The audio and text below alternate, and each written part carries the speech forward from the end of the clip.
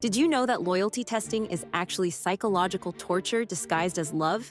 Sarah thought her boyfriend just wanted to feel secure when he asked her to skip girls' night to prove she prioritized him.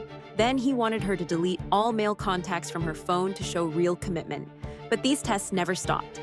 Soon she was choosing between him and her family, her career opportunities, her entire identity. Here's what Sarah didn't understand.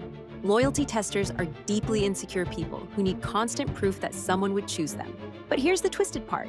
Each test Sarah passed only gave him temporary relief before his insecurity demanded bigger proof. It became addictive for both of them. She craved his approval when she passed. He got validation for his ego. The test slowly cut her off from everyone and everything else in her life. But here's the devastating truth Sarah learned too late. No amount of loyalty sacrifice will ever be enough for someone who fundamentally doesn't believe they're worth choosing. The testing never ends because the insecurity never heals.